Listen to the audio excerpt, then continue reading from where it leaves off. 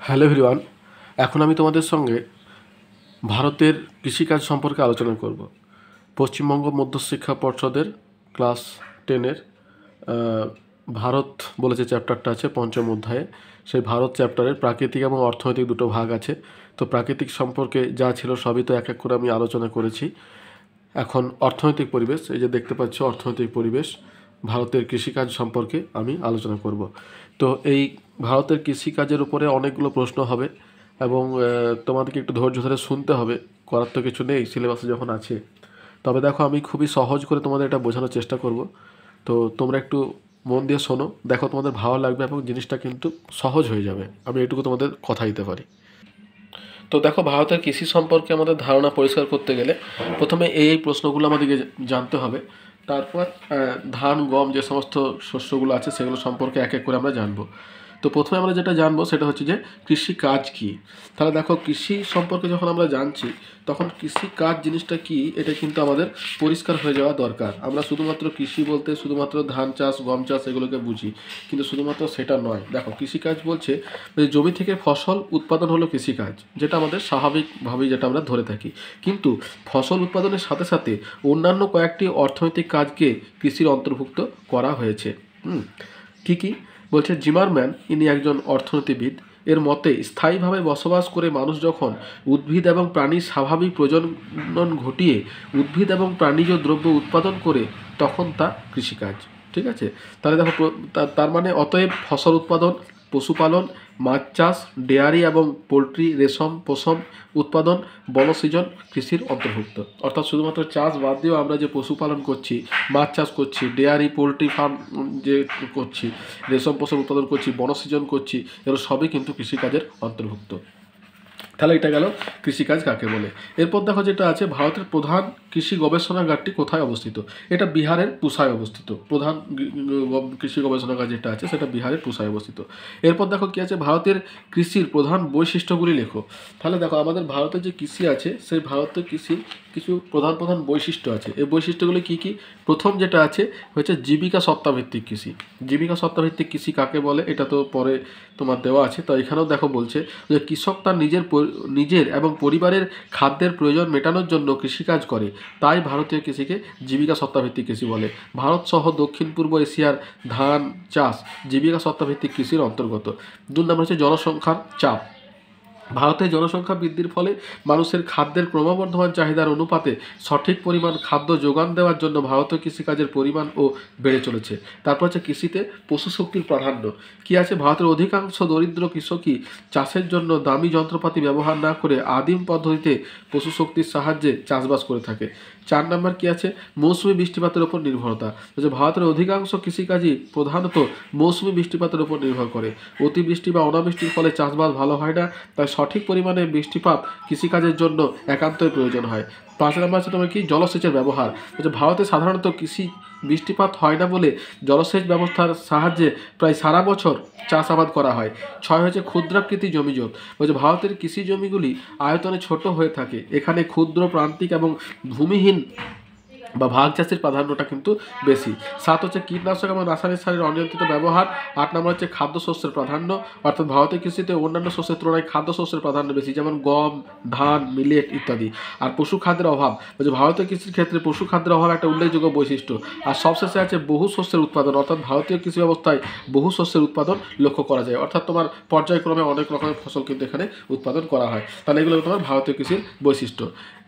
তারপরে কি আছে দেখো, বলছে ভারতীয় কৃষির গুরুত্ব লেখো। অর্থাৎ আমরা যে ভারতে যে কৃষিকাজটা হয়ে থাকে, এই ভারতীয় কৃষি আমাদের কি কি মানে আমাদের উপযোগিতা বা চাহিদা পূরণ করে, অর্থাৎ গুরুত্বটা কি কি আছে ভারতের কৃষিতে, যদি কৃষিকাজ না হয় আমাদের সমস্যা কি কি হতে পারে, এগুলো সম্পর্কে আর কি তোমাকে এখানে আলোচনা করতে হবে। তো দেখো, ভারতীয় কৃষির গুরুত্ব কি আছে। প্রথম কি, কর্মসংস্থানের ক্ষেত্র। হ্যাঁ, আমাদের ভারত কিন্তু কৃষি প্রধান দেশ, যার জন্য প্রথম কি আছে, কর্মসংস্থানের ক্ষেত্র। অর্থাৎ কৃষি ভারতের কর্মসংস্থানের প্রধান ক্ষেত্র। কর্মসংস্থানের সুযোগ দিক থেকে এককভাবে কৃষিক্ষেত্রের অবদান সবচেয়ে বেশি। মোট কর্মী সংখ্যার 52%, অর্থাৎ 52% মানুষ কিন্তু এই কৃষিকাজের উপরে নির্ভর করছে। তারপরে কি, খাদ্যের যোগান। অর্থাৎ ভারতের বিপুল সংখ্যক মানুষের খাদ্যের যোগান দেয় ভারতীয় কৃষি। এরপর কি আছে দেখো, নেক্সট আছে জাতীয় আয়ের উৎস, অর্থাৎ কৃষি ভারতের জাতীয় আয়ের অন্যতম প্রধান উৎস। জাতীয় অর্থনীতিতে কৃষির অবদান 6.4%। তারপর শিল্পে কাঁচামালের যোগান, অর্থাৎ চা, কফি, কার্পাস বয়ন, পাট বয়ন, চিনি, ভোজ্য তেল প্রক্রিয়াকরণ ইত্যাদি শিল্পের কাঁচামাল কৃষি থেকেই পাওয়া যায়। কৃষি কাঁচামাল যোগানের উপর এই শিল্পগুলির উন্নত এবং ক্রমবিকাশ নির্ভর করে। আর অন্যান্য গুরুত্ব কি আছে, বিদেশি মুদ্রা আয়ের উৎস, অর্থাৎ ভারতের চাল, মশলা, মাছ এবং মাছজাত সামগ্রী, চা, কফি, চিনি, মাংস, মাংসজাত সামগ্রী, কাঁচা তুলা, ফল, সবজি, ডাল প্রভৃতি কৃষিজাত সামগ্রী রপ্তানি করে বিদেশ থেকে মুদ্রা আয় করে। তারপরে কি আছে, ব্যবসা ও পরিবহন ব্যবস্থার প্রসার। কৃষি ভারতের অভ্যন্তরীণ ক্ষেত্রে ব্যবসা বাণিজ্য এবং পরিবহন ব্যবস্থার প্রসারে সাহায্য করে। তারপরে কি আছে, কৃষি সামগ্রী ক্রয় বিক্রয় এবং রেলপথ, সড়কপথে খাদ্যশস্য এবং শিল্পের কাঁচামাল পরিবহন করে। আর অন্যান্য কি আছে, অন্যান্য তোমার কৃষিজাত পণ্যের বাজার সৃষ্টি এবং সরকারি আয়ের একটি অন্যতম উৎস হচ্ছে তোমার ভারতীয় কৃষি। তাহলে এগুলো গেলো তোমার কৃষির গুরুত্ব। এরপর দেখো, কৃষির বলছে জীবিকা সত্তা ভিত্তিক কৃষি কাকে বলে। যদিও তোমার বৈশিষ্ট্যটা পড়ানোর সময় তোমাদেরকে আমি বললাম যে জীবিকা সত্তা ভিত্তিক কৃষি কী, তো আরেকবার তোমাদেরকে এখানে আলাদা করে প্রশ্নটা যেহেতু আছে তাই তোমার এখানে দেওয়া হয়েছে যে জীবিকা সত্তা ভিত্তিক কৃষি কোনটাকে বলছে। তো দেখো, জীবিকা সত্তা ভিত্তিক কৃষি হচ্ছে যে কৃষক তার নিজ বা পরিবারের খাদ্যের প্রয়োজন মেটানোর উদ্দেশ্যে যে কৃষিকাজ করে তাকেই জীবিকা সত্তা ভিত্তিক কৃষি বলে। ভারত সমেত দক্ষিণ পূর্ব এশিয়ায় এই চাষ পদ্ধতির প্রাধান্য বেশি। তাহলে এটা গেল তোমার জীবিকা সত্তাভিত্তিক কৃষি। এরপর দেখো আরও কিছু আছে, যেমন শস্যাবর্তন কৃষি এবং বাগিচা কৃষি কাকে বলে। শস্যাবর্তন কৃষি মানে দেখো প্রশ্নের মধ্যেই উত্তরটা আছে, শস্যের আবর্তন, অর্থাৎ যে কৃষিতে শস্যকে আবর্তন করা হয়, মানে একই রকম শস্যের চাষ করা হয় না, তাকে শস্যাবর্তন বলছে। দেখো বলছে শস্যাবর্তন কৃষি বলতে কী বোঝো, বলছে নির্দিষ্ট কোনো কৃষিক্ষেত্রে বা জমিতে ধারাবাহিকভাবে বিভিন্ন শস্যের পর্যায়ক্রমিক চাষ করার পদ্ধতি হচ্ছে শস্যাবর্তন কৃষি নামে পরিচিত। এর উদ্দেশ্য কি, এই প্রকার কৃষির লক্ষ্য বা উদ্দেশ্য হলো জমির উর্বরতা বজায় রাখা, 2 নম্বর হচ্ছে রোগ পোকার আক্রমণ থেকে শস্যকে বাঁচানো, 3 নম্বর হচ্ছে ফসল বা শস্যের উৎপাদন বৃদ্ধি, এবং 4 নম্বর হচ্ছে শস্য উৎপাদনে বৈচিত্র্য আনা। এগুলো হচ্ছে তোমার শস্যাবর্তন কৃষির তোমার লক্ষ্য বা বৈশিষ্ট্য, উদ্দেশ্য। তারপর কি আছে দেখো, বাগিচা কৃষি কাকে বলছে। তাহলে বাগিচা কৃষি কোনটাকে বলছে দেখো, বাগিচা কৃষি এবং বাগিচা ফসল বলছে প্রধানত রপ্তানির উদ্দেশ্যে, বুঝতে পারছো, অর্থাৎ বাগিচা কৃষিটা কিন্তু বাণিজ্যিক কৃষি বলতে পারো, দুটো একই, বাণিজ্যিক কৃষি এবং বাগিচা কৃষি বলছে প্রধানত রপ্তানির উদ্দেশ্যে ক্রান্তীয় এবং উপক্রান্তীয় অঞ্চলের দেশগুলিতে যখন বৃহদায়তনে বাগান বা খামারের মধ্যে প্রচুর মূলধন বিনিয়োগ করে বাণিজ্যিকভাবে একটি নির্দিষ্ট ফসল লাগিয়ে তা থেকে বহু বছর ধরে ফসল সংগ্রহ করা হয়, তা ফসল উৎপাদনের সেই পদ্ধতিকে বাগিচা কৃষি এবং উৎপাদিত ফসলটিকে বাগিচা ফসল বলা হয়। বাগিচা ফসল কি কি, যেমন ভারতের চা, কফি, রবার প্রভৃতি বাগিচা কৃষির অন্তর্গত। এরপর দেখো কি আছে, ব্যবহারের প্রকৃতি অনুসারে ভারতে উৎপন্ন ফসলের শ্রেণীভাগ করো, অর্থাৎ আমাদের যে ফসলগুলো আছে সেগুলো কিন্তু তোমার কতগুলো শ্রেণীতে ভাগ করা হয়। হ্যাঁ, তো তার মধ্যে প্রথম যেটা আছে ব্যবহারের প্রকৃতি অনুসারে। তাহলে ব্যবহারের প্রকৃতি অনুসারে কী কী ভাগে ভাগ করছে, চারটি ভাগে ভাগ করছে। একটা হচ্ছে খাদ্যশস্য, একটা হচ্ছে তন্তুশস্য, একটা হচ্ছে বাগিচা ফসল, আর একটা হচ্ছে অন্যান্য ফসল, হ্যাঁ, হর্টিকালচার যেটাকে বলছে, বা অর্থকারী ফসল রূপে যেটা পরিচিত। তাহলে খাদ্য ফসল কোনটাকে বলছে, খাদ্যরূপে ব্যবহারের জন্য যে ফসল উৎপাদন করা হয় তা হলো খাদ্য ফসল। ভারতে এই ফসলের চাষই সবচেয়ে বেশি, যেমন ধান, গম, মিলেট ইত্যাদি, এগুলো হচ্ছে তোমার খাদ্য ফসল। তারপর কি তন্তু ফসল, যে ফসল উৎপাদন হয় আঁশ বা তন্তু সংগ্রহের জন্য, তা হলো তন্তু ফসল। ভারতে এগুলি বাণিজ্যিক বা অর্থকারী ফসল, যেমন কার্পাস, পাট, শন ইত্যাদি। বাগিচা ফসল কোনটাকে বলছে, ক্রান্তীয় এবং উপক্রান্তীয় মণ্ডলের উপনিবেশ অধ্যুষিত অঞ্চলে রপ্তানি নির্ভর যে বাণিজ্যিক কৃষি ব্যবস্থা গড়ে উঠেছে তা হলো বাগিচা ফসল। চা, কফি, রবার এগুলো হচ্ছে তোমার বাগিচা ফসলের অন্তর্গত। আর হর্টিকালচার কোনটাকে বলছে, বাজারে বিক্রির জন্য অর্থকরী ফসল রূপে শাকসবজি, ফল, ফুল এর বাণিজ্যিক উৎপাদন হচ্ছে হর্টিকালচার, বুঝতে পেরেছ। তাহলে এই 4 রকমের ফসল কিন্তু ভারতে চাষ হয়। এরপর দেখো কি প্রশ্ন আছে, বলছে তন্তু ফসল এবং বাগিচা ফসলের পার্থক্য লেখো। অর্থাৎ আমরা যে তোমার ফসল চারটের কথা জানলাম, তার মধ্যে তন্তুজ এবং বাগিচা ফসলের মধ্যে কি পার্থক্য আছে সেটা তোমাকে এখানে বলেছে। তা দেখো, তন্তু ফসল আর বাগিচা ফসলের পার্থক্য কি, বলছে তন্তু কোনটাকে বলছে, যেসব শস্য বা ফসল থেকে আঁশ বা তন্তু পাওয়া যায় সেই সব শস্য হলো তন্তুজ ফসল। আর বাগিচা ফসল কোনটাকে বলছে, রপ্তানির জন্য যেটা হয়, যেমন প্রধানত রপ্তানির উদ্দেশ্যে বৃহদায়তন খামারে প্রচুর মূলধন বিনিয়োগ করে যে ফসল উৎপাদন করা হয় তাকে বলছে তোমার বাগিচা ফসল। ব্যবহার কি? এই ধরনের ফসল থেকে যে তন্তু পাওয়া যায় তা দিয়ে দড়ি, কাপড়, কাগজ ইত্যাদি প্রস্তুত করা হয়। আর এই ফসলটা কি বলছে? পানীয় এবং মশলা রূপে এটা ব্যবহার করা হয় বাগিচা ফসলটা। আর তন্তুজ ফসলে কি বলছে? এই জাতীয় ফসল একবার রোপণ করলে মাত্র একবারই ফসল পাওয়া যায়। আর এখানে একবার রোপণ করলে এখানে কিন্তু বহুবার ফসল পাওয়া যায়, যেমন চা বলো বা কফি বলো, রবার, এগুলো সবই। তারপর দেখো তন্তুজ ফসল কি বলছে? দীর্ঘদিন সঞ্চয় করা যায়, কিন্তু এই ধরনের অধিকাংশ ফসলে দীর্ঘদিন সঞ্চয় করা যায় না, অর্থাৎ এটাকে উৎপাদনের সঙ্গে সঙ্গে কিন্তু এটাকে ব্যবহার করতে হয়, নাহলে এর গুণমান কিন্তু নষ্ট হয়ে যায়। এটা হচ্ছে এই দুটোর মধ্যে পার্থক্য। এরপরে কি আছে দেখো, বলছে খাদ্য ফসল এবং বাগিচা ফসলের মধ্যে পার্থক্য। তাহলে খাদ্য ফসল আর বাগিচা ফসলের মধ্যে পার্থক্য কি আছে দেখো। খাদ্য ফসল কোনটাকে বলছে? যেটা তোমার অতি প্রাচীনকাল থেকে ভারতে এই ফসল উৎপাদিত হয়ে আসছে, কৃষি ব্যবস্থা প্রাচীন এবং জীবিকা সত্তা ভিত্তিক, এটা খাদ্য ফসল। আর বাগিচা ফসলটা কি বলছে? এই ফসল উৎপাদন শুভারম্ভ হয় বিদেশিদের মাধ্যমে উপনিবেশ স্থাপনের পর, কৃষি ব্যবস্থা বাণিজ্যিক। আর খাদ্যশস্য কি? চাষি নিজেই নিজের জমিতে ফসল চাষ উৎপন্ন হয়। আর এগুলো কি? বাগিচাটা কি? বড় বড় কোম্পানি বিশাল এস্টেট বাগিচা ফসল চাষ করা হয়, অর্থাৎ কোম্পানির আন্ডারে এটা করা হয়, যেমন চা।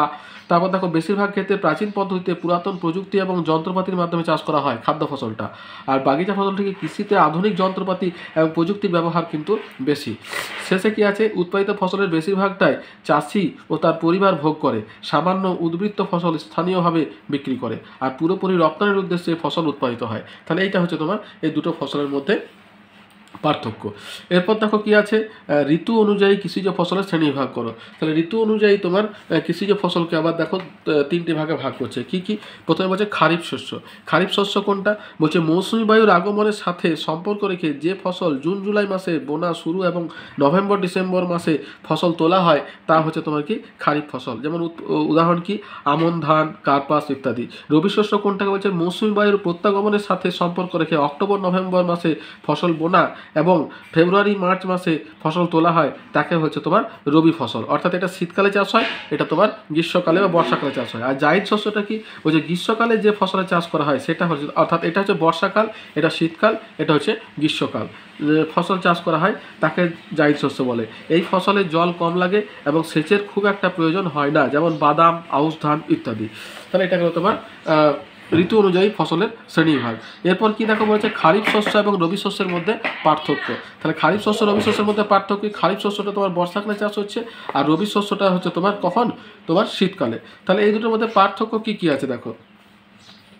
প্রথমেই পার্থক্যটা যেটা বললাম দেখো, এটা বর্ষাকালীন ফসল, এটা হচ্ছে তোমার শীতকালীন ফসল। তারপর হচ্ছে মৌসুমি বায়ু নির্ভর, এটা জলসেচ নির্ভর। মৌসুমি বায়ুর খামখেয়ালিপনায় উৎপাদন ব্যাহত হয়, আর জলসেচ নির্ভর বলে উৎপাদন ব্যাহত হওয়ার সম্ভাবনা কম। আর এটা সারা ভারত জুড়ে চাষ হয়, কেবলমাত্র সেচ সেবিত অঞ্চলে কিন্তু চাষ হয়, অর্থাৎ সব জায়গাতে কিন্তু সেচ থাকে না, যে জায়গাতে সেচ থাকে সেখানে কিন্তু রবি ফসলের চাষ হয়ে থাকে। এরপর দেখো কিছু ছোটো ছোটো প্রশ্ন, যেমন ওলেরিকালচার, ফ্লোরিকালচার, পোমাকালচার কাকে বলে। তাহলে এই ছোটো ছোটো প্রশ্ন তোমাদের জানতে হবে যে ওলেরিকালচার কোনটাকে বলছে? বাণিজ্যিকভাবে শাকসবজির চাষটাকে বলছে তোমার ওলেরিকালচার। ফ্লোরিকালচার কোনটা? ফুল, ফ্লাওয়ার থেকে আছে ফুল, তাহলে ফ্লোরিকালচার বাণিজ্যিকভাবে ফুল চাষকে বলছে। পোমাকালচার কি? বাণিজ্যিকভাবে ফল চাষকে বলছে তোমার পোমাকালচার। তাহলে ফুল চাষ হচ্ছে ফ্লোরিকালচার, ফল চাষ হচ্ছে পোমাকালচার, শাকসবজি চাষ হচ্ছে ওলেরিকালচার। হয়েছে? এরপর দেখো নেক্সট প্রশ্ন কি আছে? পোমাকালচার হয়ে গেল। তার ভারতীয় কৃষির সমস্যাগুলি সম্পর্কে লেখো। তাহলে দেখো আমাদের ভারতীয় কৃষি যেটা আছে, আমাদের ভারতীয় কৃষির কিন্তু কিছু সমস্যা আছে। এই সমস্যাগুলি কি কি আছে? এই সমস্যাগুলির মধ্যে প্রথম সমস্যা যেটা, সেটা হচ্ছে তোমার এই মাথাপিছু জমি কম এবং জোতের আয়তন ক্ষুদ্র, অর্থাৎ ছোট ছোট জমি। হ্যাঁ, চাষিদের মাথাপিছু জমি উন্নত দেশগুলির তুলনায় খুবই কম। হ্যাঁ, আবার জমিগুলির আয়তনে এত ছোট এবং ছড়িয়ে ছিটিয়ে যে তাতে উন্নত কৃষি প্রযুক্তি ব্যবহার করা সম্ভব নয়। 2 নম্বর কি? ভূমি সংস্কারের সমস্যা। বলছে কয়েকটি রাজ্য বাদ দিলে এখনও পুরোপুরি জমিদারি প্রথা বিলোপ হয়নি। হ্যাঁ, সেই জমিদারি প্রথা কিন্তু থেকেই গেছে। নেক্সট কি বলছে? কৃষি মৌসুমি নির্ভর, অর্থাৎ এখনও 2/3 ভাগ কৃষি জমি খামখেয়ালি মৌসুমি বায়ু নির্ভর। এই জমিগুলিতে বছরে একবার ফসল ফলে এবং তাও অনিশ্চিত। 4 কি? জলসেচ সমস্যা, মাত্র 1/3 ভাগ জমি সেচের আওতাভুক্ত, ফলে বহু ফসলি জমি কম। 5 কি? আধুনিক কৃষি যন্ত্রপাতি প্রযুক্তির ব্যবহার সীমিত। 6 হচ্ছে ফসল সংরক্ষণের অভাব। 7 হচ্ছে খাদ্যশস্যের প্রাধান্য, অর্থাৎ আমাদের যে খাদ্যশস্যটা যেগুলো আছে সেগুলোরই কিন্তু প্রাধান্যটা বেশি, অন্যান্য কিন্তু প্রাধান্যটা একটু কম। তাহলে এটা গেল তোমার সমস্যা। তারপর কি আছে, পাঞ্জাব এবং হরিয়ানা কৃষি উন্নতির কারণ লেখো। আবার এই প্রশ্নটা এরকমভাবেও আসে যে পাঞ্জাব হরিয়ানাতে সবুজ বিপ্লবের প্রভাব লেখো। তাহলে দেখো পাঞ্জাব হরিয়ানা কিন্তু কৃষিতে যথেষ্ট উন্নত, দেখতে পাচ্ছ পাঞ্জাব হরিয়ানা কৃষি উন্নতির কারণ। প্রথম যেটা সেটা হচ্ছে কি সমতল ভূমি এবং উর্বর মাটি। এই রাজ্যে দুটি নদী বিধৌত উর্বর সমতল ভূমি অন্তর্গত। জলবায়ু কি মাঝারি বৃষ্টিপাত, যেমন 50 থেকে 75 সেন্টিমিটার, এবং মাঝারি তাপমাত্রায় খারিফ এবং রবি উভয় ফসলের চাষ ভালো হয়। পশ্চিমী ঝঞ্ঝার প্রভাবে শীতকালে বৃষ্টি রবি চাষে সহায়তা করে, বুঝতে পেরেছ। আর জলসেচ কি, ওই যে রাজস্থান খালের অসংখ্য শাখা প্রশাখা এই দুই রাজ্যের মধ্য দিয়ে বিস্তৃত হয়েছে। ভৌম জলের মাধ্যমে সেচ ব্যবস্থা উন্নত এবং জলসেচের উন্নতির কারণে অধিকাংশ জমি দুই বা বহু ফসলের জমিতে পরিণত হয়েছে, ফলে উৎপাদনশীলতা কিন্তু বেশি। আর কি পরিকাঠামোর উন্নতি, বলছে রেল সড়ক যোগাযোগ ব্যবস্থা উন্নত এবং অধিকাংশ গ্রাম মূল সড়ক পথের সঙ্গে যুক্ত। প্রত্যেকটি গ্রামে পৌঁছে গেছে বিদ্যুৎ। ব্যাংকিং ব্যবস্থা উন্নত, কৃষকেরা সহজেই ঋণ পায়। এই দুই রাজ্যে রয়েছে 4টি কৃষি বিশ্ববিদ্যালয় যেখানে কৃষি উন্নতি নিয়ে গবেষণা করা হয়। আর 5 নম্বর কী আছে, কৃষিভিত্তিক শিল্পের বিকাশ। বলছে বিভিন্ন কৃষিভিত্তিক শিল্প যেমন ময়দা, চিনি, পশম, কার্পাস ইত্যাদি এখানে উন্নত হওয়ায় কৃষিজাত দ্রব্যের চাহিদা বেশি। আর সবশেষে দেখো যেটা আছে সবুজ বিপ্লবের প্রভাব। এটা কিন্তু আলাদা করে প্রশ্ন আসে যে সবুজ বিপ্লব কীভাবে পাঞ্জাবের উপরে প্রভাব বিস্তার করেছে, এবং এটা কিন্তু গম চাষের উপরে বেশি, বুঝতে পারছো। সবুজ বিপ্লবের যে প্রভাবটা সেটা কিন্তু গমের উপরে তোমার বেশি তোমার অ্যাপ্লাই করা হয়েছে। বলছে 1960-এর দশকে উচ্চ ফলনশীল বীজ, সার, কীটনাশক, জলসেচ, ভূমি সংস্কার, ব্যাংকিং ব্যবস্থার প্রসার ইত্যাদির মধ্য দিয়ে এই দুই রাজ্যে গম উৎপাদনকে দিয়ে সবুজ বিপ্লবের সূচনা হয়। সবুজ বিপ্লবের প্রভাব আস্তে আস্তে ছড়িয়ে পড়ে বাকি ফসলগুলিতে।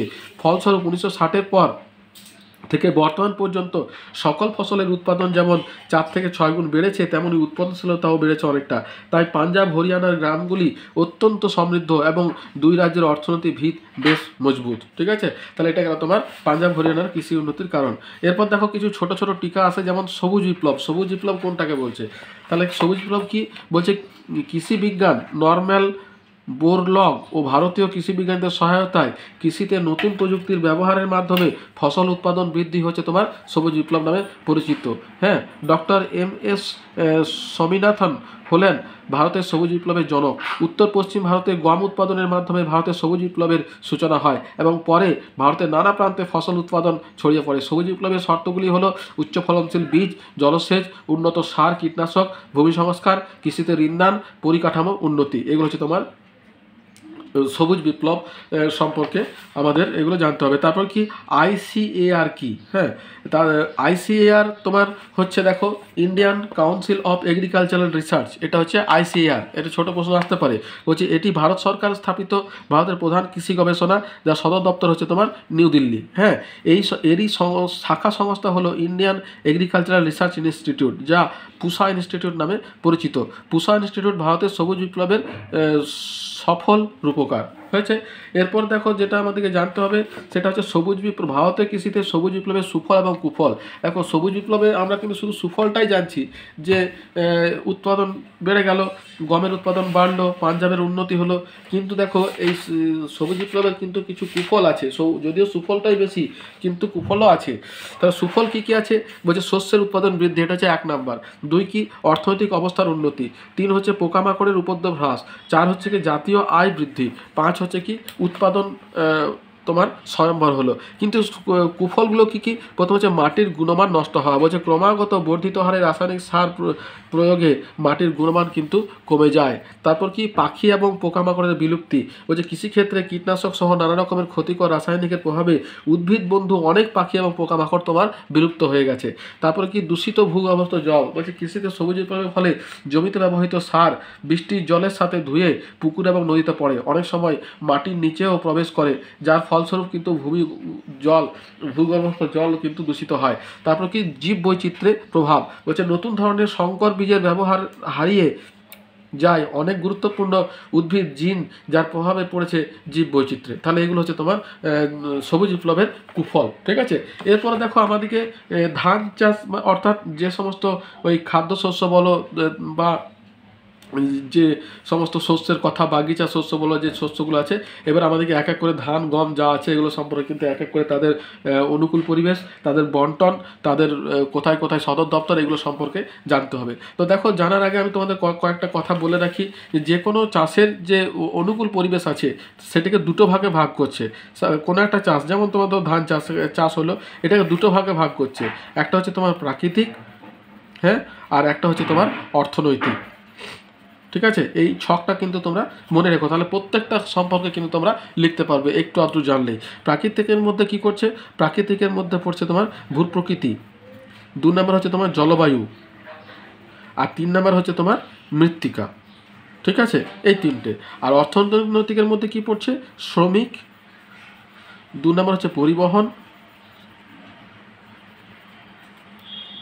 3 নম্বর হচ্ছে মূলধন, আর 4 নম্বর হচ্ছে তোমার বাজার বা চাহিদা। তাহলে এই যদি তুমি 3টে প্রাকৃতিক আর 4টে অর্থনৈতিক পরিবেশ সম্পর্কে তোমরা মনে রাখো, যে কোনো চাষে, ধান চাষ হোক, গম চাষ হোক, কফি চাষ হোক, চা চাষ হোক, সবই কিন্তু তোমরা লিখতে পারবে। তবে কিছু কিছু চাষের ক্ষেত্রে যেমন কিছু স্পেসিফিক তোমার বৈশিষ্ট্য আছে, সেগুলো জানতে হবে। যেমন চা চাষের জন্য তোমার প্রাকৃতিক পরিবেশের মধ্যে ছায়া প্রদানকারী বৃক্ষের প্রয়োজন হয়, বা কফি চাষের ক্ষেত্রে এগুলো একটু আধটু তোমাকে জানতে হবে। কিন্তু যদি এই 3টে আর এই 4টে যদি তুমি মনে রাখো, তাহলে কিন্তু প্রত্যেকটা চাষ সম্পর্কে তোমরা লিখতে পারবে। এবার দেখো, প্রথমে আমরা আলোচনা করি ধান চাষ সম্পর্কে।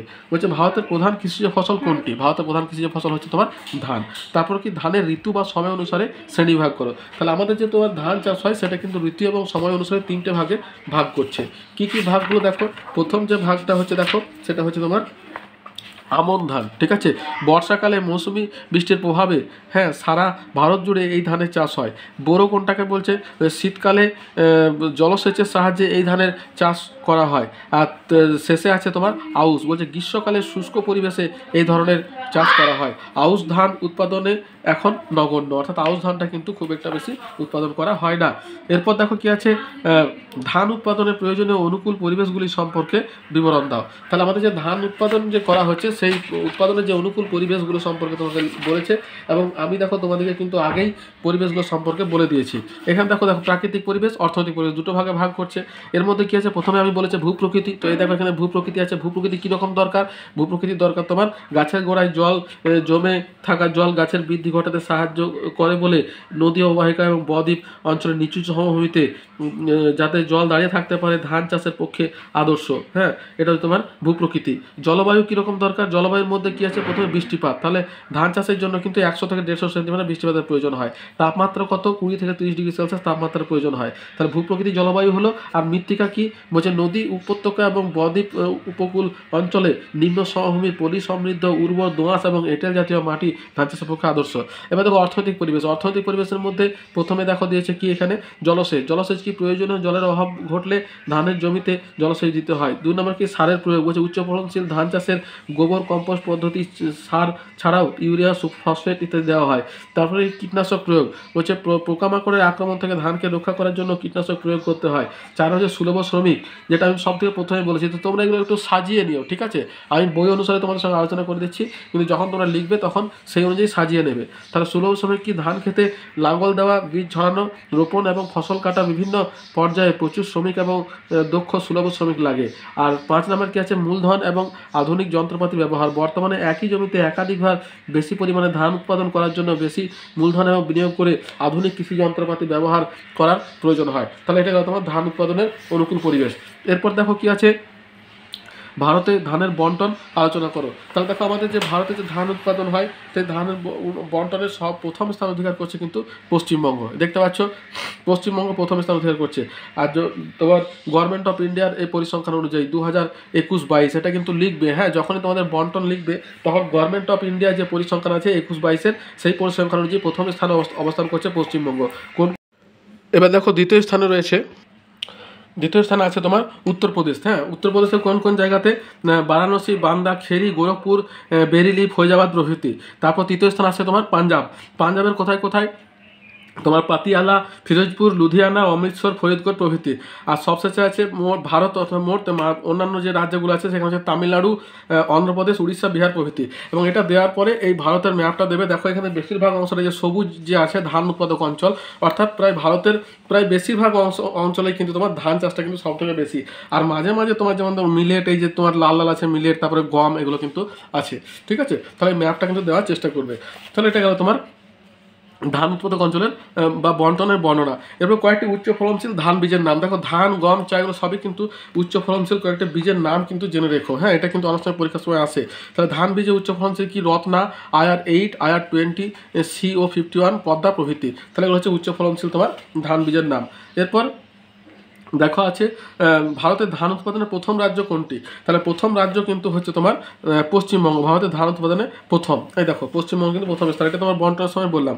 তারপর হেক্টর প্রতি উৎপাদনের প্রথম রাজ্য কোনটি? হেক্টর প্রতি উৎপাদনে কিন্তু প্রথম স্থান অধিকার করছে তোমার পাঞ্জাব। তারপর আছে ধান উৎপাদনে ভারত বিশ্বে কোন স্থানে রয়েছে? ভারত স্থানে কিন্তু দ্বিতীয় স্থানে রয়েছে। প্রথম স্থানে আছে কিন্তু দেখো চীন। হ্যাঁ, দ্বিতীয় স্থান, প্রথম স্থান রয়েছে চীন। নেক্সট কি আছে দেখো, আন্তর্জাতিক ধান গবেষণাগারটি কোথায় অবস্থিত? তাহলে আন্তর্জাতিক যে ধান গবেষণাগারটি আছে সেটা রয়েছে তোমার ফিলিপাইন্সের ম্যানিলায়। ঠিক আছে, ফিলিপাইনের ম্যানিলায় কিন্তু আছে তোমার আন্তর্জাতিক ধান গবেষণাগারটি। তারপরে নেক্সট প্রশ্ন কি আছে দেখো, ভারতের ধান চাষের সমস্যা এবং সমাধানগুলি কী কী? তাহলে দেখো আমাদের যে ধান চাষ হয় প্রত্যেকটা চাষেরই কিন্তু কিছু সমস্যা আছে, এবং সেগুলি কী করে সমাধান করা যায় তার ব্যবস্থা কিন্তু সরকার দ্বারা বেশিরভাগ করা হয়ে থাকে। তাহলে ভারতের ধান চাষের সমস্যাগুলো কী কী?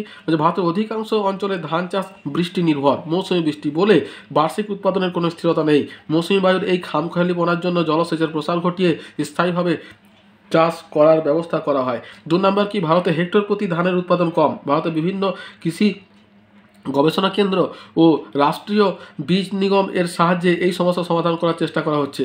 3 নম্বর কি? দুর্বল কৃষি পরিকাঠামো, সময় মতো উন্নত বীজ, কীটনাশক, সারের যোগান এখানে ধান চাষের পক্ষে প্রতিবন্ধক। তাই ICAR, যেটা সম্পর্কে প্রথমেই বললাম, Indian council of agricultural research, উন্নত প্রযুক্তির ব্যবহার, উচ্চ ফলনশীল বীজ আবিষ্কার প্রভৃতির মাধ্যমে ধানের ফলন বাড়ানোর ব্যবস্থা করছে। তাহলে এটা গেল ধান চাষের সমস্যা এবং তার সমাধানের চেষ্টা। তাহলে এটা গেল তোমার ধান সম্পর্কে এই কয়েকটা প্রশ্ন কিন্তু তোমাদের করতে হবে। নেক্সট আমরা চলে আসছি দেখো গম সম্পর্কে।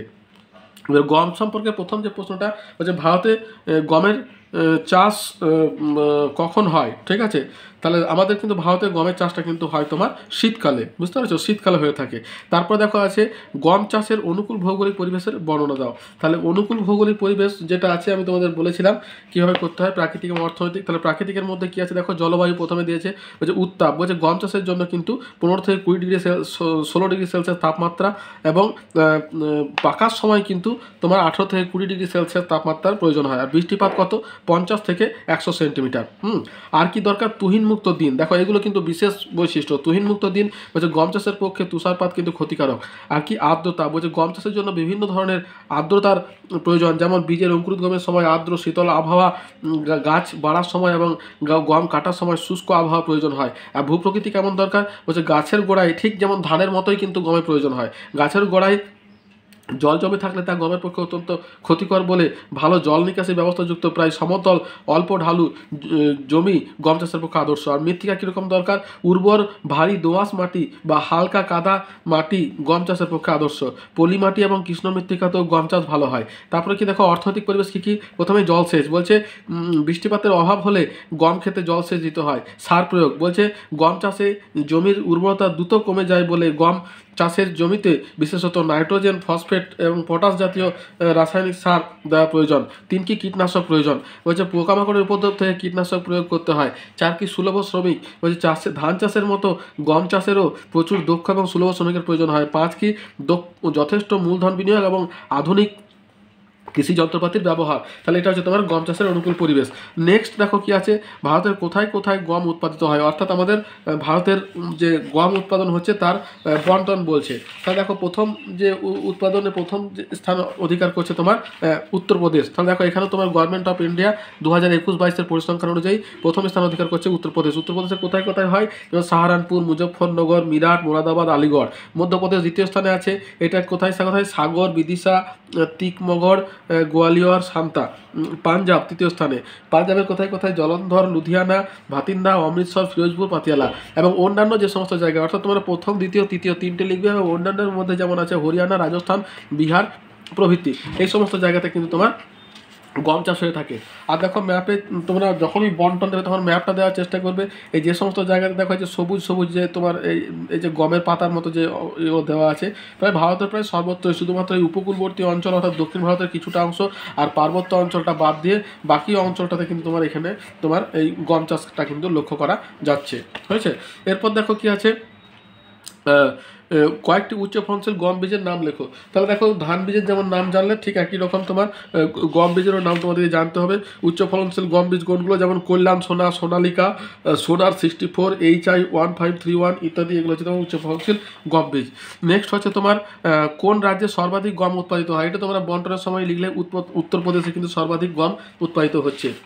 এখানে দেখো দেওয়া আছে গম সম্পর্কে, ভারতের উত্তরপ্রদেশে কিন্তু গম সর্বাধিক উৎপাদিত হয়। তারপর দেখো কি আছে, হেক্টর প্রতি গম উৎপাদনের প্রথম রাজ্য কোনটি? তাহলে হেক্টর প্রতি উৎপাদনে কিন্তু তোমার হরিয়ানা প্রথম স্থান অধিকার করছে। দেখো হরিয়ানা হেক্টর প্রতি উৎপাদনে প্রথম স্থান অধিকার করছে। এরপর নেক্সট কি আছে, ভারতে শীতকালে গম চাষ করা হয় কেন? তাহলে দেখো প্রথমেই আমরা বললাম যে শীতকালে চাষ হয়, কিন্তু কেন হয় এটা কিন্তু আলোচনা করা হয়নি। তাহলে শীতকালে কেন চাষ করা হচ্ছে সেটা সম্পর্কে যদি আমরা বলতে যাই, তাহলে দেখো তার কারণ হচ্ছে যে জলবায়ুটা প্রয়োজন হয় সেটা কিন্তু শীতকালে বেশি পাওয়া যায়। বলছে গম চাষের প্রথম অবস্থায় বীজ, অঙ্কুরোদ্গম এবং গম চারা বৃদ্ধির সময় 15 থেকে 15 ডিগ্রি সেলসিয়াস তাপমাত্রা, 16 ডিগ্রি সেলসিয়াস তাপমাত্রা এবং গম চাষের দ্বিতীয় অবস্থায় গম পাকার সময় 18 থেকে 20 ডিগ্রি সেলসিয়াস তাপমাত্রার প্রয়োজন হয়। ভারতে এই উত্তাপ কেবলমাত্র শীতকালেই সম্ভবপর বলে ভারতে কৃষিকাজে গম চাষ হয়ে থাকে। 2 নম্বর কি, গম চাষের পক্ষে তুষারপাত ক্ষতিকারক। হ্যাঁ, শীতকাল ভারতের বিস্তীর্ণ অঞ্চলে হিমশীতল হওয়ায় আবহাওয়া দেখা গেলেও তুষারপাত হয় না। গম চাষের এইরকম অনুকূল পরিবেশের জন্য ভারতের শীতকালেই গম চাষ হয়ে থাকে। নেক্সট প্রশ্ন কি আছে দেখো, গম চাষের কোন শীতকালে কেন হয়ে থাকে? তারপর সবশেষে প্রশ্ন কি দেখো, ভারতের গম চাষের সমস্যা এবং সমাধানগুলি কী কী? তাহলে ঠিক যেমন তোমরা ধানের সমস্যা জানলে ঠিক একই রকমভাবে গমের সমস্যাগুলো কিন্তু তোমাদের জানতে হবে। গমের সমস্যা কী কী আছে দেখো, ভারতের হেক্টর প্রতি গম উৎপাদন অনেক কম। 2 কি, আধুনিক কৃষি যন্ত্রপাতির ব্যবহারের অসুবিধা। 3 হচ্ছে জমিতে লবণতার পরিমাণ বৃদ্ধি। 4 হচ্ছে তোমার সঠিকভাবে গম সংরক্ষণের অভাব। তারপরে 5 হচ্ছে তোমার 6 হচ্ছে তোমার গম উৎপাদনে সবুজ বিপ্লবের প্রভাব উত্তর পশ্চিম ভারতেই সীমাবদ্ধ। আর সবশেষে দেখো বিভিন্ন পঞ্চবার্ষিকী পরিকল্পনায় ভারতে বিভিন্নভাবে গম উৎপাদনের বাড়ানোর চেষ্টা করা হচ্ছে। পুষার কেন্দ্রীয় গম গবেষণাগারে হেক্টর প্রতি গম উৎপাদন বৃদ্ধির জন্য জোর গবেষণা চালানো হচ্ছে। তাহলে এটা গেল তোমার ভারতের গমের সমস্যা। এরপর দেখো আমরা চলে আসছি মিলেট। তাহলে মিলেট দেখো একটা খুবই মানে ভালো, বর্তমানে এর গুরুত্ব কিন্তু বাড়ছে। তার জন্য প্রথম প্রশ্ন আমাদের দিয়েছে কি, মিলেটটা কি? হ্যাঁ, তাহলে মিলেট কোন জিনিসটাকে বলছে বলতো?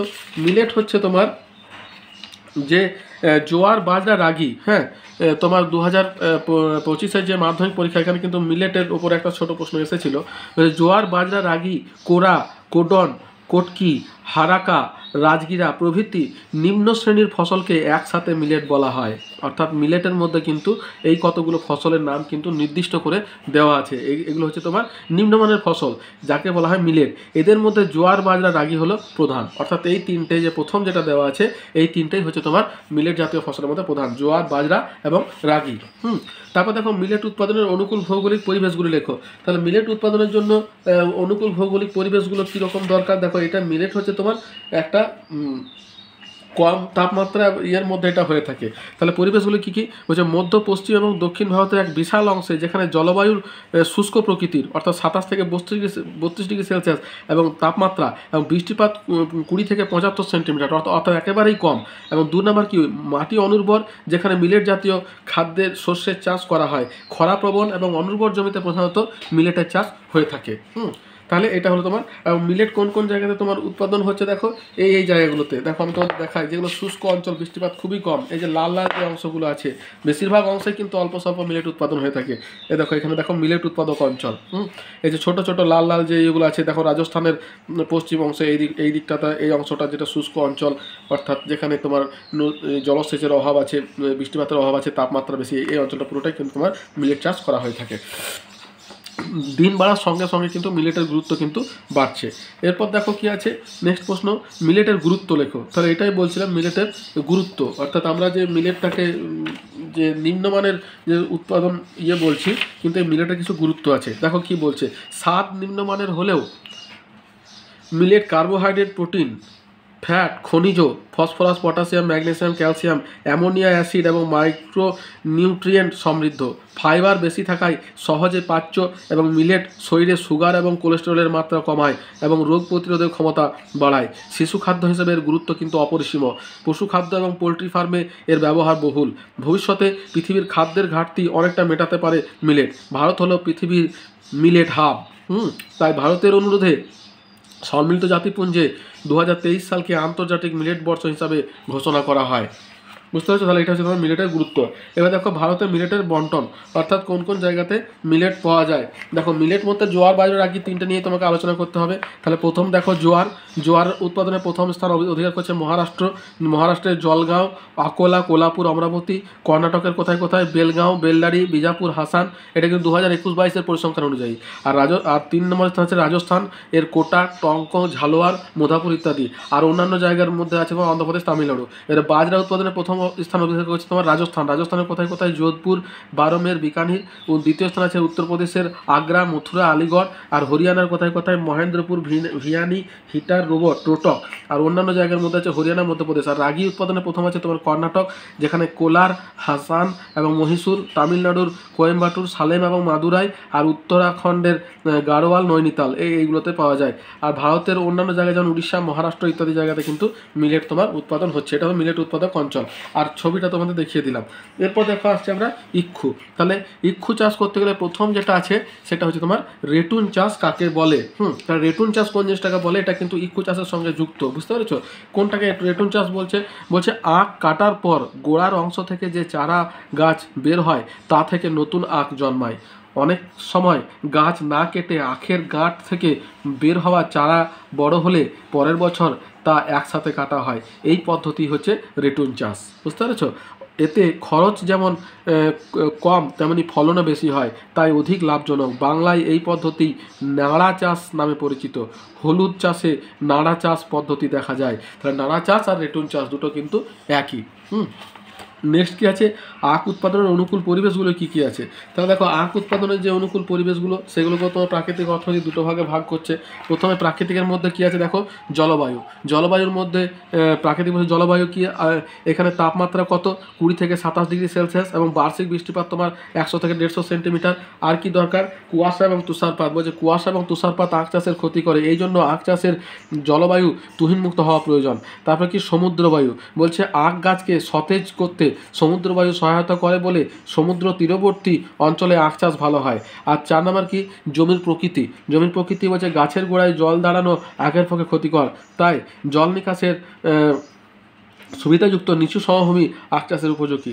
5 কি, মৃত্তিকা কি দরকার, চুন এবং লবণযুক্ত উর্বর দোআঁশ মাটি আখ চাষের পক্ষে বিশেষ উপযোগী। আর অর্থনৈতিক পরিবেশের মধ্যে কি, প্রথমে সুলভ শ্রমিক দরকার। কি বলছে, চারা বোনা থেকে শুরু করে মাড়াই কলে আখ পৌঁছে দেওয়া পর্যন্ত আখ চাষের বিভিন্ন স্তরে প্রচুর সুলভ শ্রমিকের প্রয়োজন। 2 নম্বর কি, উন্নত পরিবহন ব্যবস্থা। বলছে আখের রস যাতে শুকিয়ে না যায়, তাই ক্ষেত থেকে আখ চিনি কলে দ্রুত নিয়ে আসার জন্য উন্নত পরিবহন ব্যবস্থার প্রয়োজন হয়। এছাড়াও জমিতে পরিমিত মাত্রায় 3 কি, রাসায়নিক সার এবং 4 হচ্ছে কীটনাশক ওষুধ প্রয়োগ করতে হয়। 6 কি, উন্নত এবং মূলধন ও উন্নত কৃষি যন্ত্রপাতি ব্যবহার আখ চাষের পক্ষে ভালো হয়। তাহলে এই তোমার প্রাকৃতিক পরিবেশগুলো কিন্তু প্রয়োজন হয়। এরপর কি দেখো, আখ উৎপাদন ভারত বিশ্বে কোন স্থানে রয়েছে। তাহলে আখ যে উৎপাদন করা হয় সেই আখ উৎপাদনের ক্ষেত্রে ভারতের যে একটা স্থান রয়েছে সেটা হচ্ছে তোমার দ্বিতীয়। আখ উৎপাদনে ভারত কিন্তু বিশ্বে দ্বিতীয় স্থান অধিকার করছে। প্রথম স্থানে রয়েছে তোমার ব্রাজিল। নেক্সট কি আছে দেখো, ভারতে আখের বন্টন লেখো। তাহলে দেখো ভারতে যদি আমরা আখের বন্টন লিখতে যাই তাহলে প্রথম স্থানে রয়েছে তোমার উত্তরপ্রদেশ। এই দেখো উত্তরপ্রদেশ কিন্তু প্রথম স্থান অধিকার করছে 2020-21 পরিসংখ্যান অনুযায়ী। Government of India agriculture government বলছে উত্তরপ্রদেশ প্রথম, যার মেরুট, মোরাদাবাদ, সাহারানপুর, গাজিয়াবাদ। দ্বিতীয় স্থানে রয়েছে মহারাষ্ট্রের কোথায়, আহমেদনগর, কোলাপুর, পুনে, নাসিক, সাতারা। আর 3 নম্বর আছে কর্ণাটকের কোথায়, বেলগাঁও, মহীশূর, বিজাপুর এবং শিমোগা। মান্ডিয়া এগুলোতে। আর ভারতের অন্যান্য জায়গায় যেমন তামিলনাড়ু, বিহার, গুজরাট প্রভৃতি জায়গাতে পাওয়া যাচ্ছে। এই দেখো এই ম্যাপটা তোমার যেটা দেওয়া আছে এটা পুরোপুরি আখ এবং কার্পাস এই দুটোকে দিয়েছে। আখ দেখানো হচ্ছে তোমার এই লাল রঙের যেগুলো তোমার ক্রস দেওয়া আছে এই জায়গাতে, এইখানে তোমার আখ চাষ হচ্ছে। আর এইখানে এই জায়গাতে দক্ষিণ ভারতের কিছু কিছু অঞ্চলে এগুলোতে তোমার আখ চাষ হচ্ছে। পূর্ব ভারতের এই সমস্ত অঞ্চলগুলিতে আখ চাষ করা হচ্ছে, অর্থাৎ উত্তরপ্রদেশ, মহারাষ্ট্র, কর্ণাটক দক্ষিণ ভারতেরই তোমার রাজ্য। এবার আখের বন্টন হয়ে গেল। এরপর দেখো আছে আমাদের কার্পাস। তাহলে কার্পাস চাষ করতে গেলে প্রথম যেটা আছে কি, কার্পাস কি প্রকৃতির ফসল? এটা উত্তর হবে তোমার তন্তুজ ফসল, বুঝতে পেরেছো? তন্তুজ প্রকৃতির ফসল। তারপর কার্পাসের শ্রেণী ভাগ করো। তাহলে দেখো যে কার্পাস যে আছে, কার্পাসকে 3টে ভাগে ভাগ করা হয়। একটা হচ্ছে দীর্ঘ আঁশযুক্ত কার্পাস, মাঝারি আঁশযুক্ত এবং ক্ষুদ্র আঁশযুক্ত। দীর্ঘ আঁশযুক্ত কার্পাস কোথায় হয়? এর দৈর্ঘ্য হচ্ছে তোমার 24 থেকে 27 মিলিমিটার, পাঞ্জাবে চাষ করা হয়। মাঝারি আঁশ যেটা আছে সেটা হচ্ছে 20 থেকে 25 মিলিমিটার, ভারতে চাষ হয়। আর 3 নম্বর ক্ষুদ্র আঁশ যেটা, সেটা লেস দ্যান 20 মিলিমিটার, যেটা উত্তরপ্রদেশ এবং অন্ধ্রপ্রদেশে চাষ করা হয়। তাহলে এটা তোমার কার্পাসের শ্রেণীভাগ। এরপর যেটা আছে দেখো, কার্পাস উৎপাদনের অনুকূল পরিবেশগুলো কী কী প্রয়োজন হয়। তাহলে কার্পাস উৎপাদনের যে অনুকূল পরিবেশগুলো আছে সেইগুলোকেও কিন্তু আমরা ঠিক দুটো ভাগে ভাগ করছি। একটা হচ্ছে তোমার প্রাকৃতিক এবং অর্থনৈতিক। প্রাকৃতিকের মধ্যে প্রথমে আছে জলবায়ুর মধ্যে পড়ছে উত্তাপ, তাপমাত্রা তোমার 20 থেকে 27 ডিগ্রি সেলসিয়াস তাপমাত্রার প্রয়োজন হয়। বৃষ্টিপাত তোমার 50 থেকে 100 সেন্টিমিটার বৃষ্টিপাতের প্রয়োজন হয়। তুহিনমুক্ত অবস্থা, অর্থাৎ কার্পাস চাষ করতে হলে বছরে অন্তত 200 দিন তুহিনমুক্ত থাকা প্রয়োজন, তা না হলে গাছ এবং কার্পাস তুলোর দুটি নষ্ট হয়ে যায়। আর 3 নম্বর কি আছে, আর্দ্রতা। বলছে আর্দ্র সমুদ্রবায়ু কার্পাস চাষের পক্ষে বিশেষ উপযোগী। 2 নম্বর আছে জমির প্রকৃতি।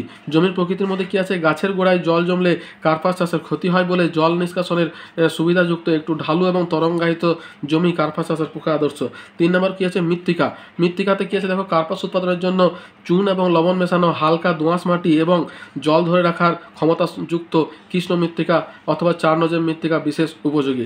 তারপর দেখো অর্থনৈতিক পরিবেশ। অর্থনৈতিক পরিবেশের মধ্যে প্রথম কি, জলসেচ। বলছে কৃষির অভাব হলে কার্পাস খেতে জলসেচ দিতে হয়। 2 নম্বর যে সার। বলছে ভালো উৎপাদনের জন্য কার্পাস চাষের জমিতে পরিমিত জৈব রাসায়নিক সার দিতে হয়। তারপর কি আছে দেখো, কীটনাশক ওষুধ। বলছে কার্পাস গাছে রোগ পোকার আক্রমণ, যেমন বল উইভিল, এটা কিন্তু বিশেষ পোকা, আক্রমণ খুব বেশি, এই জন্য কীটনাশক ওষুধ ব্যবহার করা দরকার হয়। তারপর কি, আগাছা দমন, সুলভ শ্রমিক এবং মূলধন, এগুলো কিন্তু প্রয়োজন কার্পাস চাষের পক্ষে। এরপর দেখো কার্পাস উৎপাদনের উৎপাদক অঞ্চলগুলির বর্ণনা দাও। তাহলে কার্পাস উৎপাদনের ক্ষেত্রে কিন্তু দেখো প্রথম স্থান অধিকার করছে তোমার গুজরাট। হ্যাঁ, দেখো প্রথম স্থান অধিকার করছে গুজরাট। গুজরাটের কোথায় কোথায় আছে, গুজরাটের আম্বেলা, রাজকোট, সুরেন্দ্রনগর, ভাবনগর, বারুচ, ভাদোদরা প্রভৃতি। দ্বিতীয় স্থানে রয়েছে তোমার মহারাষ্ট্রের অমরাবতী, ওয়ার্ধা, জলগাঁও, নাগপুর, আকোলা, ঔরঙ্গাবাদ। তেলেঙ্গানা তৃতীয় স্থানে। তেলেঙ্গানা কোথায় কোথায়, আদিলাবাদ, করিমনগর, খাম্মাম, নালগোন্ডা, সাঙ্গারেড্ডি প্রভৃতি। আর ভারতের অন্যান্যর মধ্যে তোমার অন্ধ্রপ্রদেশ, মধ্যপ্রদেশ, কর্ণাটক এবং হরিয়ানা, বুঝতে পেরেছো? তাহলে এই জায়গাগুলোতে তোমার কার্পাস চাষ হয়ে থাকে। আর ম্যাপের মধ্যে দেখো এই যে সবুজ রঙের যেটা দেখা আছে, এই যে দক্ষিণ ভারত, দক্ষিণ এবং পশ্চিম ভারতের এই অংশটুকু, আর এই জায়গাতে কিন্তু কার্পাস চাষ হচ্ছে।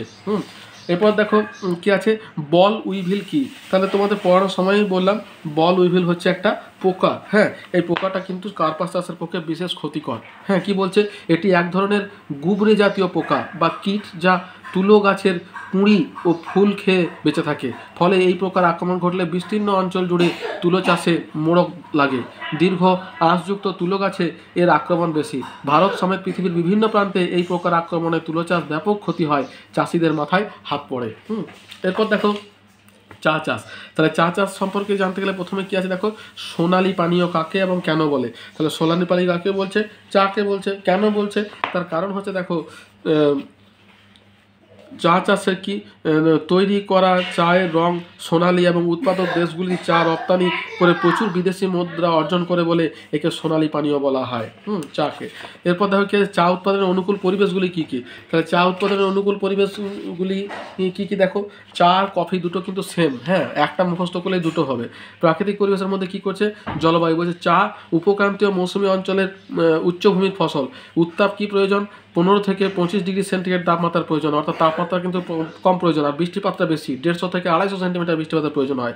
আর তুষারপাত, বলছে চা গাছ এক নাগারে 10 থেকে 20 দিন তুষারপাত সহ্য করতে পারলেও বেশি তুষারপাত চা গাছের পক্ষে ক্ষতি করে। আর ভূপ্রকৃতি কেমন? পাহাড়ের জল নিকাশিযুক্ত সুবিধাযুক্ত ঢালু অংশ চা গাছের চাষের পক্ষে বেশি তুষারপাত চা গাছের ক্ষতিকর আদর্শ। আর কি মৃত্তিকা, মৃত্তিকা কীরকম দরকার? লৌহ মিশ্রিত উর্বর দোআঁশ মাটি চা চাষের পক্ষে বিশেষ উপযোগী। তবে মাটিতে ফসফরাস এবং পটাশিয়ামের উপস্থিতি চায়ের সুগন্ধ বাড়ায়, যেমন দার্জিলিংয়ের চা। তারপরে এই দেখো ছায়া প্রদানকারী বৃক্ষ, এইটা কিন্তু একটা বিশেষ বৈশিষ্ট্যের মধ্যে পড়ে। হ্যাঁ, প্রখর উত্তাপ সূর্যতাপ থেকে চা গাছকে রক্ষা করার জন্য চা বাগানে মাঝে মাঝে ছায়া প্রদানকারী গাছ লাগাতে হয়। আর অর্থনৈতিক পরিবেশের মধ্যে কি? প্রথমে সার প্রয়োগ, তারপরে সুলভ শ্রমিক। দেখো চা চাষের জন্য কীরকম শ্রমিকের প্রয়োজন হয়। দেখো চা গাছের পরিচর্যা, আগাছা পরিষ্কার, নেড়ানো, নিয়মিত গাছ ছাড়ানো, গাছ থেকে পাতা তোলা, এটার জন্য কিন্তু নারী শ্রমিকের প্রয়োজন হয়। সঞ্চয়, শুষ্ককরণ প্রভৃতি গাছে প্রচুর দক্ষ এবং অভিজ্ঞ শ্রমিকের প্রয়োজন হয়। আর প্রচুর মূলধন, ওই চা বাগানে জমি কেনা, চা গাছ লাগানো এবং রক্ষণাবেক্ষণের প্রতিটি পর্যায়ে প্রচুর মূলধনের প্রয়োজন হয়। তাই এটা গেল তোমার চা চাষের অনুকূল পরিবেশ। এরপর দেখো কী আছে, ভারতীয় টি বোর্ড কোথায় অবস্থিত? তাহলে ভারতের যে টি বোর্ড আছে সেটা কিন্তু তোমার কলকাতায় অবস্থিত। বুঝতে পেরেছো? ভারতীয় টি বোর্ড এটা কিন্তু কলকাতাতে অবস্থিত। এটা দেখতে পাচ্ছ ভারতীয় টি বোর্ড, এই যে ভারতীয় টি বোর্ড রয়েছে তোমার কলকাতায়। 2 নম্বর কি? চা উৎপাদনে প্রথম রাজ্য কোনটি? আসাম। চা উৎপাদনে কিন্তু প্রথম হচ্ছে তোমার আসাম। আসাম কিন্তু প্রথম স্থান অধিকার করছে। কিন্তু আবার একর প্রতি চা উৎপাদনে কিন্তু তোমার কর্ণাটক, হেক্টর প্রতি চা উৎপাদনে। গুণমানে কোন চা পৃথিবীর শ্রেষ্ঠ? দার্জিলিং চা। দেখো এখানে দার্জিলিংয়ের চা কিন্তু গুণমানে পৃথিবীর শ্রেষ্ঠ। হেক্টর প্রতি উৎপাদনে কোন রাজ্য প্রথম? কর্ণাটক। আমি প্রথমে বললাম, দেখো হেক্টর প্রতি চা উৎপাদনে কর্ণাটক প্রথম স্থান অধিকার করছে। নেক্সট দেখো কি আছে, আমাদের এটা হয়ে গেল চা। এবারে জানতে হবে কফি সম্পর্কে। তাহলে কফি উৎপাদনের অনুকূল পরিবেশগুলি কী কী? চা আর কফি প্রায় সেম, আমি আগেও বলেছিলাম, তবুও একবার বলে দিই। দেখো প্রাকৃতিক পরিবেশ কি দরকার? এর জন্য কিন্তু তাপমাত্রা উষ্ণ আর্দ্র জলবায়ু, হ্যাঁ, উত্তাপ দরকার 20 থেকে 30 ডিগ্রি সেলসিয়াস, বৃষ্টিপাত তোমার 150 থেকে 250 সেন্টিমিটার। কুয়াশা এবং সামুদ্রিক আর্দ্রতা কফি চাষের বৃদ্ধিতে যেমন সহায়তা করে, তেমনি তুষারপাত এবং ঝড় কফি চাষের ক্ষতি করে। মৃত্তিকা কি? লোহা এবং পটাশ এবং নাইট্রোজেনযুক্ত উর্বর লাল দোআঁশ মৃত্তিকা কফি চাষের পক্ষে বিশেষ উপযোগী। আর জমির প্রকৃতির জল নিকাশের সুবিধাযুক্ত পাহাড়ি ঢালু জমি কফি চাষের পক্ষে আদর্শ। নেক্সট কি? ছায়া প্রদানকারী বৃক্ষ। দেখো এটাও কিন্তু চায়ের প্রয়োজন হয়, ছায়া প্রদানকারী বৃক্ষ। সরাসরি সূর্যকিরণ কফি গাছের ক্ষতি করে বলে কফি খেতে কলা, ভুট্টা প্রভৃতি ছায়া প্রদানকারী গাছ লাগানো হয়। আর তারপরে অর্থনৈতিক পরিবেশের মধ্যে কী আছে? প্রথমে আছে জলসেচ, পরিমিত পরিমাণে সার, কীটনাশক, সুলভ শ্রমিক এবং মূলধন, এগুলো কিন্তু প্রয়োজন হয়। তাহলে এটা গেল তোমার কফি চাষের অনুকূল পরিবেশ। এরপর দেখো কফি উৎপাদনের প্রথম রাজ্য কোনটি? কর্ণাটক। বুঝতে পেরেছো? কফি উৎপাদনে কিন্তু প্রথম স্থানে অধিকার করছে তোমার কর্ণাটক। আমাদের সবথেকে বেশি কফি কিন্তু এখানেই উৎপাদিত হয়। এরপর তোমার যেটা আছে কফি উৎপাদনে প্রথম স্থানে আছে তোমার কর্ণাটক। দেখো এখানে আছে ভারতে কর্ণাটক মোট কফি উৎপাদনে এবং হেক্টর প্রতি উৎপাদনে কিন্তু প্রথম। হ্যাঁ, নেক্সট কি আছে? দেখো ভারতের কফি উৎপাদক রাজ্যগুলির বা আঞ্চলিক নাম লেখো। তাহলে কফি উৎপাদনের ক্ষেত্রে প্রথম স্থান অধিকার করছে কর্ণাটক। কর্ণাটকের কোন কোন জায়গায়? যেমন চিকমাগালুরু, কোদাগু, হাসান, শিমোগা প্রভৃতি। দ্বিতীয় স্থান আছে তোমার কেরল। কেরলের কোথায় কোথায়? কেরলের তোমার ত্রাভাঙ্কম, ওয়ানাগ, কোজিকোড, কুইলন, নেল্লিয়াথ, পাথিয়েস প্রভৃতি। আর তারপর তামিলনাড়ু কোথায়? পুলনেস, নীলগিরি, সালেম, কোয়েম্বাটোর প্রভৃতি। আর ভারতের অন্যান্য জায়গায় যেমন অন্ধ্রপ্রদেশ, উড়িষ্যা, এই জায়গাগুলোতে তোমার কফি উৎপন্ন হয়। তাহলে দেখো এইগুলোই মোটামুটি কিন্তু তোমার কফি পর্যন্ত হয়ে গেল, মানে তোমার শেষ হয়ে গেল। এতগুলো ফসল সম্পর্কে কিন্তু তোমাদের জানতে হবে। তাহলে দেখো আমি যতটা পারলাম তোমাদের বোঝানোর চেষ্টা করলাম। যদি আমার ভিডিওটা তোমাদের ভালো লেগে থাকে তাহলে একটা লাইক দিও, আর বন্ধুদের সঙ্গে শেয়ার করে যাতে তারাও দেখার সুযোগ পায়। আর চ্যানেলটা সাবস্ক্রাইব করে রাখো। যদি কোনো প্রশ্ন থাকে আমাকে কমেন্ট বক্সে কমেন্ট করো, আমি তোমাদের প্রশ্নের উত্তর দেওয়ার যথাসাধ্য চেষ্টা করব। তাহলে এতদূর পর্যন্ত, দেখা হচ্ছে পরের ভিডিওতে। ভালো থেকো, সুস্থ থেকো, ধন্যবাদ।